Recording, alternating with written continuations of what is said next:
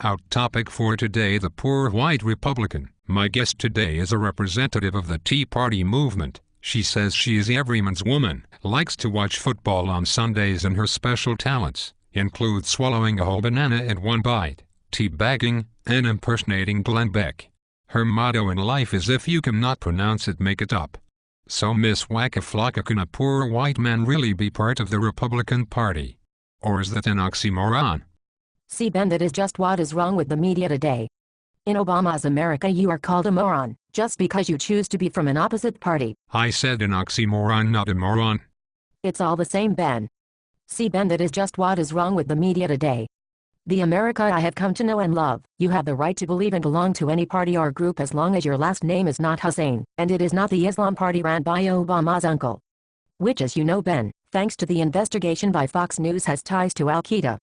And Ben, that's why I am running for president.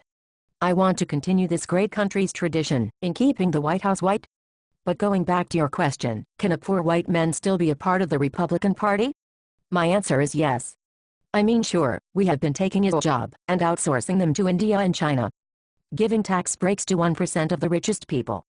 Keeping his wages low and allowing the credit card companies and banks to fist fuck him into paying outlandish fees, while he keeps paying the minimum amount which will ensure he stays in debt for the rest of his life. But gosh darn it, Ben, we believe in the Bible, and that's what makes us different from these godless Democrats. We may be screwing you without any Vaseline in this life. But gosh, we certainly believe in the afterlife, and we know that your misery on this earth will pay off in the next. You heartless bitch. Wait there just a minute, Ben. Gosh darn it, I mean just 1 minute. I may be heartless, but I'm no one's bitch except my husband's. That is, unless the American voter likes it that way, then I'm every man's bitch. Can you see my nipples in this dress? Okay. We are getting off topic here. Tell us your thoughts on sourcing and how this affected the November 2nd elections. Ben, gosh darn it. I really wanted to keep that topic on the down low, but hey, fuck it. We won the election, so I'll break it down for you. See, Republicans recently stopped a vote that would end the tax breaks for corporations who outsource jobs to other countries.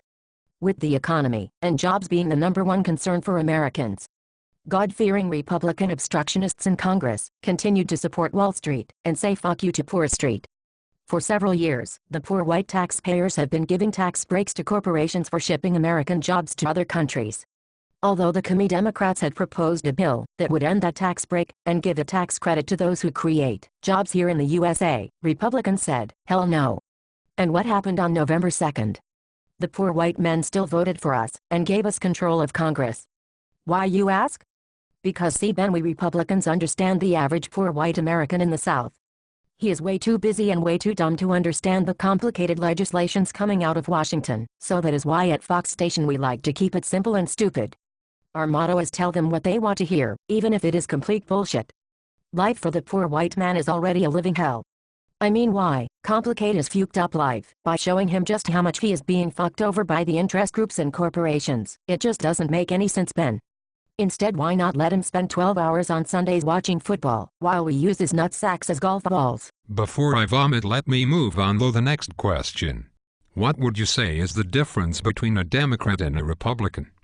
Well, Ben, the Democrats seem to be basically nicer people, but they have demonstrated time and again that they have the management skills of celery. They're the kind of people who'd stop to help you change a flat, but would somehow manage to set your car on fire. I would be reluctant to entrust them with the ice cream maker, let alone the economy. The Republicans, on the other hand, would know how to fix your tire, but they wouldn't bother to stop, because they would want to be on time for Ugly Pants Night at the exclusive gay country club, members only.